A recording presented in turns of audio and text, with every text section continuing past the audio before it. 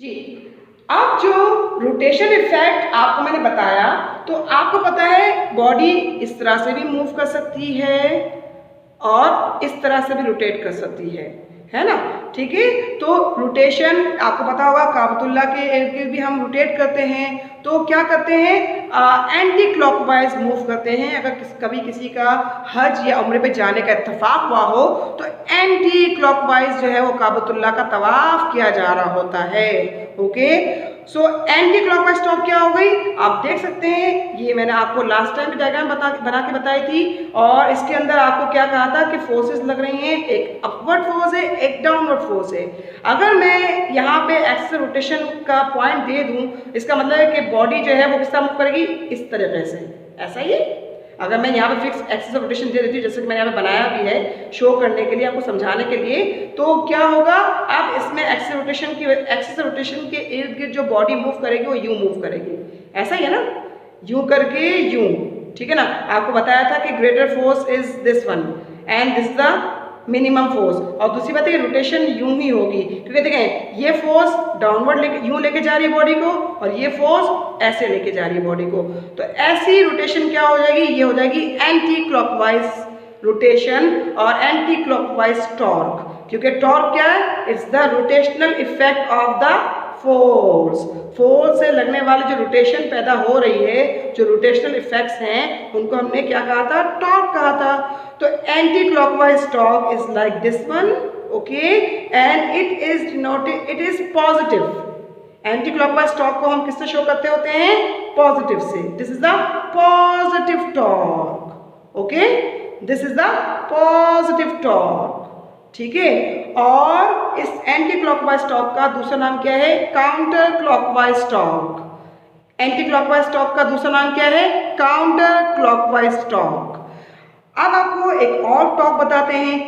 घड़ी की सुइयां देखी हैं आपने, किस तरह टिक कर रही होती है, 12, फिर 3, फिर 6, फिर 9, मतलब कि 12 के बाद 1 नजर आ रहा होता है, फिर 2, फिर 3, फिर 4, फिर 5, फिर 6, 7, 8, 9, 10, 11, 12। मैंने घड़ी यहाँ बनाई भी नहीं है, मगर आप सब मैट्रिक क्लास के स्टूडेंट्स हैं, 9th क्लास के स्टूडेंट्स और मैट्रिक क्लास के स्टूडेंट्स इतने तो ग्रोन अप होते हैं कि उनको घड़ी की सुइयों की मूवमेंट अच्छे से याद होगी। इस तरह मूव करता है कि नहीं, यूं, ऐसे, यूं करके यूं, ठीक है ना। इट मीन्स कि वो टॉर्क क्या हो गया, वो टर्निंग इफेक्ट कौन सा हो गया, ये हो गई टर्निंग इफेक्ट क्लॉकवाइज।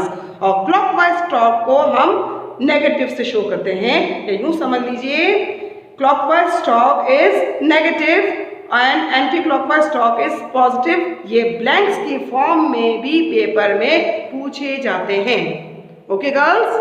अच्छा, अब आपको जब मैंने टर्निंग इफेक्ट बता दिया कि turning effect of the force is called torque, तो आप पढ़ रहे हैं इस टर्निंग इफेक्ट को किसमें, फिजिक्स में। और फिजिक्स में जब भी हम कोई चीज़ डिफाइन करते हैं तो अमूमी तौर पे हम उनका मैथमेटिकल फॉर्मूला लिखते हैं कि वो जो भी फिनोमेना है वो किन चीज़ों पर इन्हिसार कर रहा है।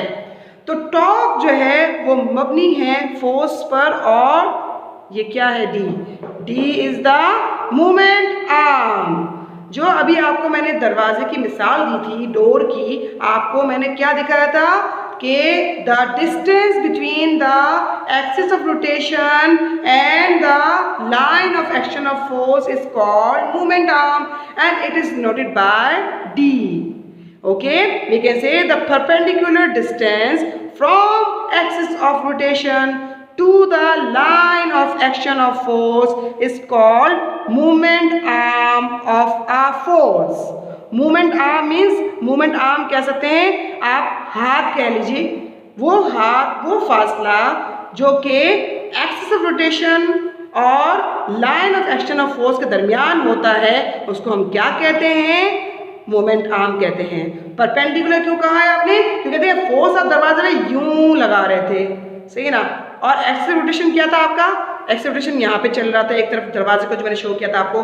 तो परपेंडिकुलर डिस्टेंस, आप फोर्स यूं लगा रहे हैं और डिस्टेंस यूं है, तो आपको इस बात का तो अंदाजा होगा कि एक चीज यूं होती है और एक चीज यूं हो, तो we can say this is perpendicular to this thing, ठीक है ना, या this line of action, this line और this distance is perpendicular to the line of action of force. आप फोर्स यूं लगा रहे होते हैं या यूं लगा रहे होते हैं, सही है ना। So that's why it's called the perpendicular distance, ठीक है ना। And the unit of torque is newton metre. क्यों भाई, जाहिर सी बात है, आप पढ़ चुके हुए हैं, फोर्स का यूनिट होता है न्यूटन और this d is the distance and distance is measured in meters and this is the SI unit of torque. Okay girls, now let's do let's study the factors on which torque depends. You can see here the force and the moment arm are multiplied with each other to get the torque. It means that if you increase the force, the torque will increase. If you increase the moment arm, the torque will increase. And one more thing, you have, if you keep one thing constant, कि अगर आप moment arm same रखते हैं और force ज़्यादा लगाते हैं rotate करने के लिए दरवाजे को, तो क्या होगा, तेज़ी से जो है वो दरवाज़ा रोटेट करना शुरू हो सकता है, जबकि मोमेंट आर्म कांस्टेंट है, ठीक है ना। आप उसी line of action of force पे फोर्स ज़्यादा लगा दें तो क्या होगा, टॉर्क ज़्यादा प्रोड्यूस होगा। और इसके अलावा अगर आप फोर्स उतनी ही लगा रहे हैं मगर मोमेंट आर्म ज़्यादा कर देते हैं, तब भी क्या होगा, टॉर्क ज़्यादा प्रोड्यूस होगा। इसकी मिसाल मैं आपको इस तरह से देती हूँ कि कभी आपका दरवाज़ा खोलने का इत्तेफाक हुआ हो, दरवाज़ा नहीं बल्कि आप ये समझिए किसी नट को खोलने के लिए आप कभी बैठे हों।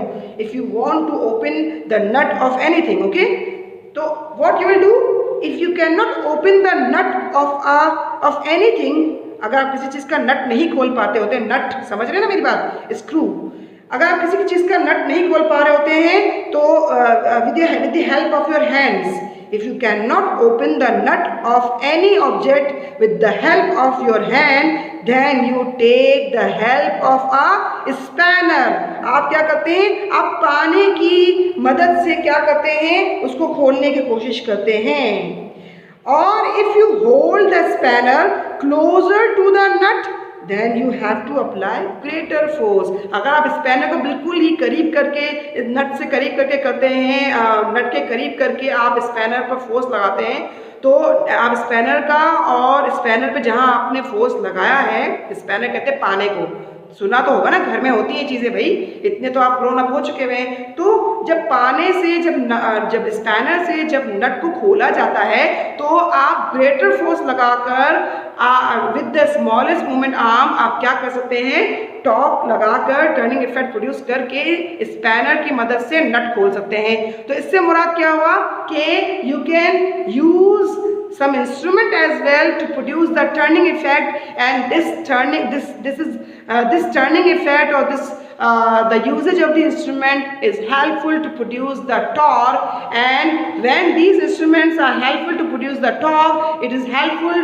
to get the benefits from out of these torques और टर्निंग इफेक्ट्स। जैसे पंखे की रोटेशन से आपको हवा मिल रही है, स्पैनर की रोटेशन से नट खुल रहा है, इसी तरीके से डोर की रोटेशन से दरवाज़ा ओपन और क्लोज हो रहा है। आप अंदर और बाहर जा सकते हैं कमरे के, या गेट के ओपन और क्लोज करने से आप किसी बिल्डिंग के अंदर जा सकते हैं और आ सकते हैं। सो टॉर्क का डेली लाइफ में इस तरह से है कि जैसे कि आप हर जगह, बेशतर जगह पे जहाँ स्ट्रेट लाइन मूवमेंट नहीं है कि ऑब्जेक्ट पूरा का पूरा एक जगह से दूसरी जगह मूव नहीं कर रहा है, बल्कि क्या कर रहा है, सिर्फ अपनी मदार पर रहकर रोटेट कर रहा है, तो वो आपका कहलाता है टॉर्क। और इसकी डेली लाइफ एग्जांपल भी मैंने आपको अभी दी और आपको ये भी बता दिया कि जिन फैक्टर्स पर टॉर्क डिपेंड करता है, these are two factors which are visible in the formula, mathematical formula of torque as well, and these two factors are force and moment arm.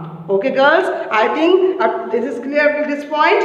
आपको यहाँ तक समझ में आ चुका होगा। चलिए एक और एग्जाम्पल भी देते हैं। आप लोगों ने कभी साइकिल वगैरह खेली हो तो आपको ध्यान होगा कि ज़्यादा से ज़्यादा आप फोर्स लगाते थे पैडल पे तो ज़्यादा तेज़ी से जो है वो साइकिल मूव करती थी। अगर आप पैडल पर, साइकिल की पैडल पर आप ज़्यादा तेज़ी से फोर्स लगाएंगे with the help of your feet, so the wheel starts and it rotate fast with the greatest speed, and if the, और इस तरह से स्पीड भी बढ़ जाएगी साइकिल की, and if you press the pedal softly the wheel will rotate slowly and the speed of the cycle will be also less.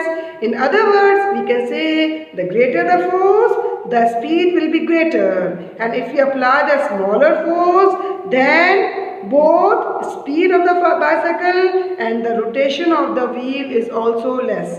जब wheel की रोटेशन कम होती है तो स्पीड भी साइकिल की कम होती है। तो बचपन में तो खेली होंगी ना भाई, साइकिल वगैरह खूब चलाई होंगी। तो ये है आपकी जो है वो आज का टॉपिक के हवाले से हमारा जो मामला थे वो मैंने आपको बताए। आज हमने टॉक पढ़ा।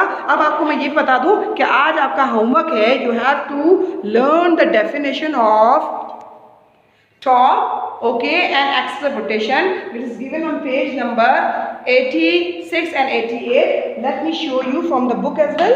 You can see here. See, this is the definition of axis of rotation. The axis about which our body is free to rotate is called the axis of rotation. Okay, and for the force you can take out, and the definition of axis of rotation is on page number 86.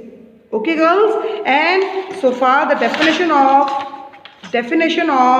torque is on page number 88, which you can see here. The torque or movement of a force about an axis is the product of the force and its moment arm.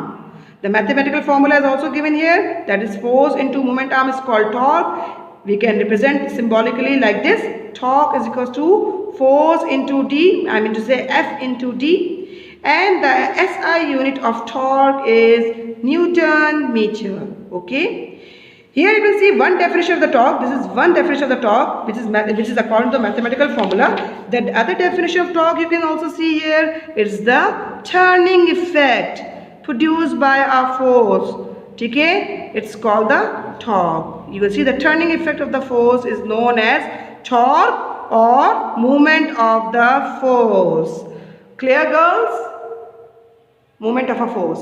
It's over about this. It's almost over about this lecture. Inshallah, we'll meet in the next class with the new lecture of chapter number 6. Till then, Allah Hafiz.